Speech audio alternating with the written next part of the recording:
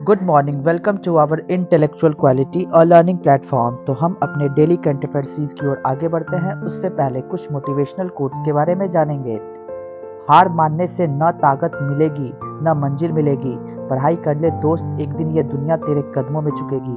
इसलिए निरंतर प्रयास करते रहिए। जिस दिन आपको सफलता मिलेगी उस दिन आपको सारी कामयाबी एक दिन बहुत ही आसमान तक चूमेगी। तो इसलिए निरंतर प्रयास करते रहिए, सफलता एक दिन अवश्य मिलेगी। तो इसी के साथ हम अपने डेली करंट अफेयर सीरीज की ओर आगे बढ़ते हैं। उससे पहले आप सभी लोग टेलीग्राम ग्रुप पर जुड़ जाइएगा। यहाँ पे आपको सारे पीडीएफ प्रोवाइड होंगे हमारे यूट्यूब सेशंस के। तो चलिए 26 फरवरी 2024 के सारे करंट अफेयर्स को हम डिटेल में कवर करेंगे, तो वीडियो के अंत तक बने रहिएगा। क्वेश्चन नंबर 1, हाल ही में विश्व की सबसे ऊंची लद्दाख की फ्रोजन लेक मैराथन किसने जीती है? तो राइट आंसर होगा मध्य प्रदेश। मध्य प्रदेश के द्वारा जीता गया सबसे ऊंचा वर्ल्ड का highest Ladakh frozen lake marathon किस स्टेट के द्वारा जीता गया? तो मध्य प्रदेश। तो जानते हैं इसके डिटेल पॉइंट्स के बारे में।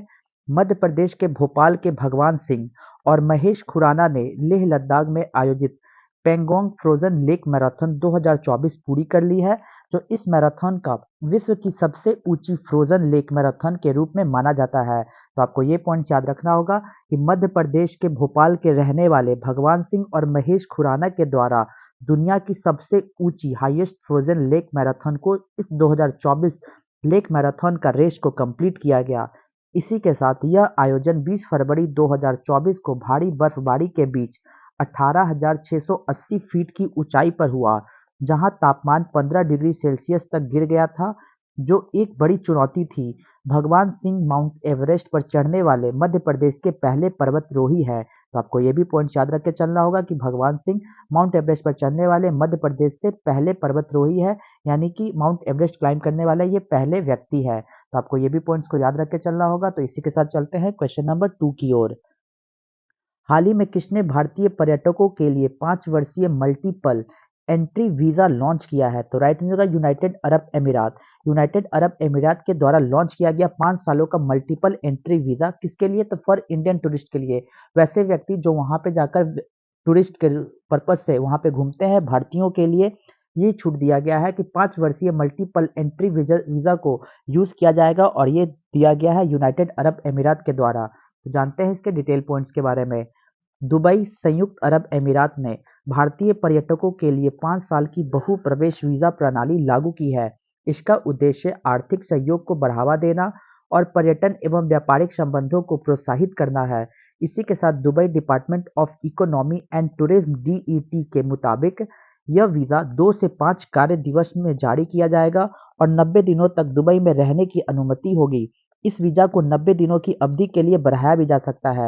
यानी आपको ये पॉइंट्स को याद रखना होगा कि ये 90-90 दिन करके इस वीजा को बढ़ाया जाएगा for the purpose of Indian tourism. जो भारतीय टूरिज्म के पर्पस से यूएई घूमने जानते हैं, तो उनको 90-90 दिन करके वीजा को बढ़ाया भी जा सकता है। लेकिन इस वीजा की अवधि 1 साल में 180 दिन से ज्यादा नहीं हो सकती है। इस पहल के माध्यम से पर्यटक एकाधिक प्रवेश और निकास सुविधाओं का लाभ उठा सकते हैं, और यह वीजा व्यवसाय, अवकाश यात्रा और निर्बाध कनेक्टिविटी के लिए परिचालन सुविधा भी प्रदान करता है। तो आपको ये भी पॉइंट्स याद रख के चलना होगा कि ये जो वीजा बनाई जाएगी वो 1 साल में 180 दिन से ज्यादा का नहीं होना चाहिए। यानी 5 साल का आपको वीजा प्रोवाइड किया जाएगा, जिसमें आपको 180 दिन से ज्यादा वहां पे ट्रैवल पर्पस के रूप में घूमना नहीं होगा। तो ये एटलीस्ट 1 साल में आप 180 दिन तक ही वहां पे स्टे कर सकते हैं। तो ये पॉइंट्स को याद रख के चलना होगा, ये बहुत ही इंपॉर्टेंट पॉइंट्स है। तो चलते हैं इसी के साथ क्वेश्चन नंबर 3 की ओर। हाल ही में शरद चंद्र पवार की राष्ट्रवादी कांग्रेस पार्टी को कौन सा चुनाव चिन्ह आवंटित किया गया है? तो राइट आंसर होगा मैन ब्लोइंग टुडहा। जिस तरीके से आपको इमेज में दिख रहा है कि राष्ट्रवादी कांग्रेस पक्ष शरद चंद्र पवार जी को ये सिंबल दिया गया है, अलॉट किया गया है इलेक्शन कमीशन के द्वारा। तो आपको ये पॉइंट्स को याद रखना होगा कि मैन ब्लोइंग टुडहा ये सिंबल प्रोवाइड किया गया है इलेक्शन कमीशन के द्वारा। किसे? तो शरद चंद्र पवार को, जो एक नेशनलिस्ट कांग्रेस पार्टी है। तो जानते हैं इनके पॉइंट्स के बारे में। चुनाव आयोग ने शरद चंद्र पवार की राष्ट्रवादी कांग्रेस पार्टी को चुनाव चिन्ह के रूप में पारंपरिक तुरहा बजाता हुआ आदमी, एक पारंपरिक तुरही आवंटित किया गया है, जो आयोग ने शरद पवार गुट के लिए राष्ट्रवादी कांग्रेस पार्टी शरद चंद्र पवार नाम आवंटित किया था। तो आपको ये पॉइंट्स को याद रख के चलना होगा कि शरद चंद्र पवार का जो राष्ट्रवादी कांग्रेस पार्टी है उनको चुनाव चिन्ह क्या दिया गया, तो तुरहा बजाते हुए आदमी का चुनाव चिन्ह दिया गया। किसके द्वारा, तो ये चुनाव आयोग के द्वारा चुनाव चिन्ह दिया जाता है वैसे पार्टीज को जो इलेक्शंस में खड़े होते हैं। उनका जो कांग्रेस पार्टी है, क्या नाम है उनके कांग्रेस पार्टी का, तो राष्ट्रवादी कांग्रेस पार्टी इनका नाम है, जिनके हेड शरद चंद्र पवार है। इनको हाल ही में तुरहा बजाते हुए आदमी एक पारंपरिक तुरहा आवंटित किया गया है एज अ सिंबल के रूप में। इसी के साथ पिछले साल जुलाई में अजित पवार और 8 अन्य विधायकों के एकनाथ शिंदे सरकार में शामिल होने के बाद राष्ट्रवादी कांग्रेस पार्टी में विभाजन हो गया था। चुनाव आयोग ने अजित पवार गुट को पार्टी का नाम और घड़ी चुनाव चिन्ह दिया था। तो आपको ये पॉइंट याद रखना होगा कि इन दोनों के बीच में डिवीजन हो गया, स्प्लिट हो गया था। स्प्लिट के दौरान ही अजित पवार को दिया गया था चुनाव आयोग के द्वारा घड़ी चुनाव चिन्ह। इसी के साथ तुराही का मराठी में तुताड़ी भी कहा जाता है। तो जानते हैं कि तुराही जो दिया गया इलेक्शन कमीशन के द्वारा शरद चंद्र पवार को एज अ सिंबल के रूप में, तो ये तुरहा क्या है, तो तुरहा एक प्रकार की मराठी में तुताड़ी भी इसे कहा जाता है और तुरही का महत्वपूर्ण व्यक्तियों के प्रवेश को चिन्हित करने के लिए बजाया जाता है, जिसमें अतीत के राजाओं से लेकर आज के राजनीतिक नेताओं तक शामिल है। जिस तरीके से पहले कोई भी राजा एंट्री करते थे तो एक तुरहा को लेकर बजाया जाता था, तो उसी तरीके से आज तक ये राजनीतिक नेताओं तक शामिल किया गया है कि कोई भी एंट्री लेते हैं तो इस तरीके से शहनाई को बजाई जाती है एज अ सिंबल के रूप में। तो ये प्रोवाइड किया गया है शरद चंद्र पवार को। तो जानते हैं इलेक्शन कमीशन ऑफ इंडिया के बारे में। तो चुनाव आयोग की स्थापना 25 जनवरी 1950 को संविधान के अनुसार की गई थी, जिसमें राष्ट्रीय मतदाता दिवस के रूप में हम लोग हर वर्ष 25 जनवरी को मनाते हैं। इसी के साथ आयोग का सचिवालय नई दिल्ली में है और यह देश में लोकसभा, राज्यसभा, राज्य के विधानसभा हो, राष्ट्रपति और उपराष्ट्रपति के लिए चुनाव को आयोजित कराती है। तो आपको ये पॉइंट्स को याद रख के चलना होगा कि इलेक्शन कमीशन का गठन 25 जनवरी 1950 को एज अ कॉन्स्टिट्यूशन के रूप में किया गया था, संवैधानिक रूप से किया गया था इसको। और इसी वर्ष हम लोग 25 जनवरी को हर वर्ष हम लोग इलेक्शन कमीशन के रूप में सेलिब्रेट करते हैं as a national voters day के रूप में भी। तो ये इलेक्शन कमीशन का काम क्या है, तो ये इलेक्शन को कंडक्ट करवाती है किसके लिए, तो लोकसभा के चुनाव के लिए, राज्यसभा के चुनाव के लिए, विधानसभाओं के चुनाव के लिए, प्रेसिडेंट और उपराष्ट्रपति के चुनाव के लिए भी ये इलेक्शन कमीशन जिम्मेदार होती है चुनाव को कंडक्ट कराने के लिए। इसी के साथ इसका राज्यों में पंचायत और नगर पालिकाओं के चुनाव से कोई संबंध नहीं रखता है, जबकि हमारे भारतीय संविधान का भाग 15 कहता है कि अनुच्छेद आर्टिकल 324 से 29 ये चुनावों से संबंधित है और इन मामलों के लिए एक आयोग की स्थापना भी करता है। तो इलेक्शन कमीशन का जिक्र हमारे इंडियन कॉन्स्टिट्यूशन भारतीय संविधान के आर्टिकल 324 से लेकर 329 तक उल्लेख किया गया है, जो भाग 15 में साफ उल्लेखित किया गया है। तो आपको ये भी पॉइंट्स को याद रख के चलना होगा, ये बहुत ही इंपॉर्टेंट पॉइंट्स हो जाएंगे हमारे एग्जाम पॉइंट्स ऑफ व्यू के। तो चलते हैं क्वेश्चन नंबर 4 की ओर। हाल ही में दादा साहेब फाल्के पुरस्कार 2024 के अंतर्गत सर्वश्रेष्ठ फिल्म का पुरस्कार किसे मिला है, तो राइट आंसर होगा जवान। जवान मूवी को हाल ही में बेस्ट फिल्म अवार्ड दिया गया है अंडर दादा साहेब फाल्के अवार्ड 2024 के अंतर्गत।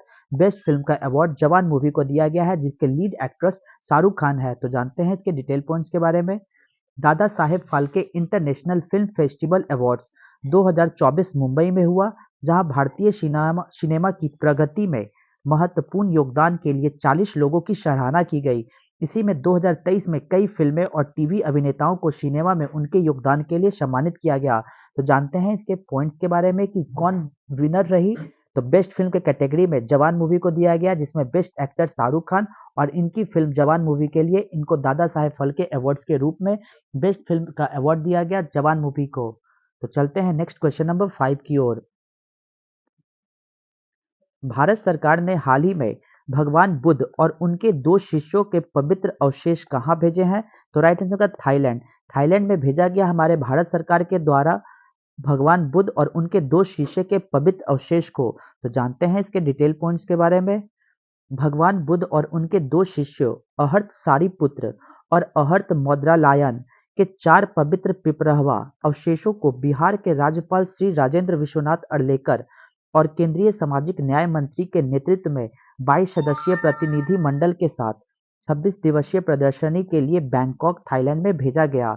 यह कार्यक्रम विदेश मंत्रालय, थाईलैंड में भारतीय दूतावास, अंतर्राष्ट्रीय बौद्ध परिसंघ, राष्ट्रीय संग्रहालय, मध्य प्रदेश राज्य सरकार के सहयोग से आयोजित किया जा रहा है। तो आपको ये पॉइंट्स को याद रख के चलना होगा कि भगवान बुद्ध के 2 डिसाइपल्स अरहत सरिपुत्र और अरहत मौद्गल्याना को भेजा गया है थाईलैंड के थाईलैंड के बैंकॉक में उनके अवशेषों को। तो ये पॉइंट्स को याद रख के चलना होगा। तो चलते हैं नेक्स्ट क्वेश्चन नंबर 6 की ओर। हाल ही में महिला आईपीएल लीग का दूसरा संस्करण को कहां शुरू किया गया है? तो राइट आंसर बेंगलुरु। बेंगलुरु में स्टार्ट किया गया सेकंड एडिशन ऑफ डब्ल्यूपीएल, जिसे हम लोग विमेंस आईपीएल लीग के नाम से भी जानते हैं। तो चलते हैं इसके डिटेल पॉइंट्स के बारे में।